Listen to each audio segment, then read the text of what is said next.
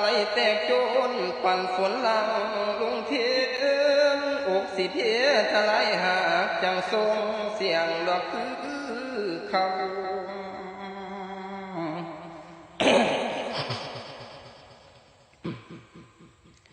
แม่ผมเอ้ยลูกความทำลายเจ้าเพราะเมียเพงเป็นต้นเรื่องน้อแม่น้อจังได้ทำน้อแบบเสียงเป็นดังจนผู้ลายมาหมายขาแม่เจ้าของ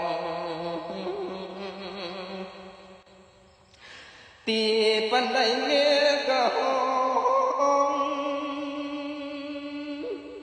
ตีปันใดเมียก็ว่าเจ็บปวดน้อเหลือลายหวังลูกชายน้อของตนปากตะโกนได้วันอื่น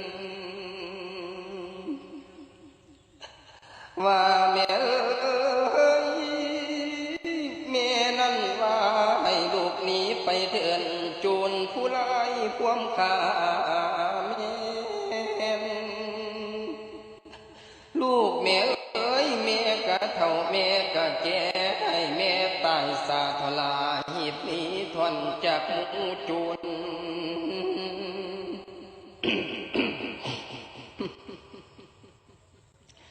ตอนนั้นลูกมิ่งตน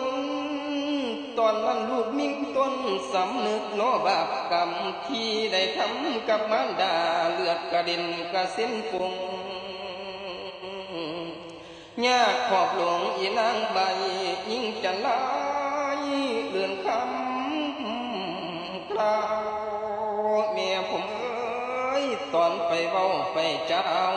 แม่กะวายานาผมหังบ้านเลื่อนของและในที่สุดก็เลยถึกมันหยอกให้น้ำแม่มาปาทำอาการเอ้ยน้องเป็นคือโจรได้เปลี่ยนเสียงสำเนียงเบาว่าแม่เอ้ยแม่แห่งพ่อแม่แห่งเท่าซ้ำบ่นำพัดตาบอดเลยสิจอดตายอยู่ทางกลางดาวดอกป่าไผ่มาแม่เอ้ยให้แม่อดไว้ให้แม่อดไว้อย่าเฝ้าด่วนเด้อตายนี่อีกาลีมันยาลูกบ่เอาดอกมันแล้วกลับคืนไปเฮือนนี่แล้วสิใส่หัวมันหนีให้มันมุมน้อจากที่ว่าแม่ไอ้ลูกนั่นผิดดอกอีหลีเมาน้ำเมียลืมแม่เจ้าลืมคำเบาที่แม่เตือน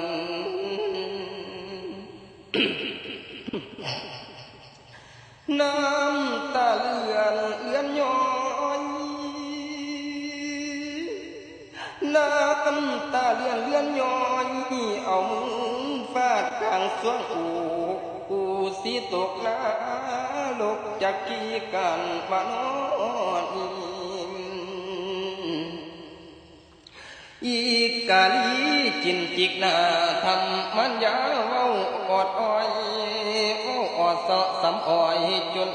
กูหลงเลี้ยงเล่กูเอ้ยชั่วยิ่งกว่ามา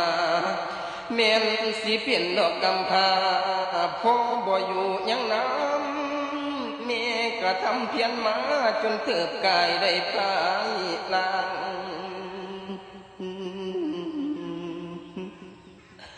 โอ้ยจังแม่นเดินผิดทา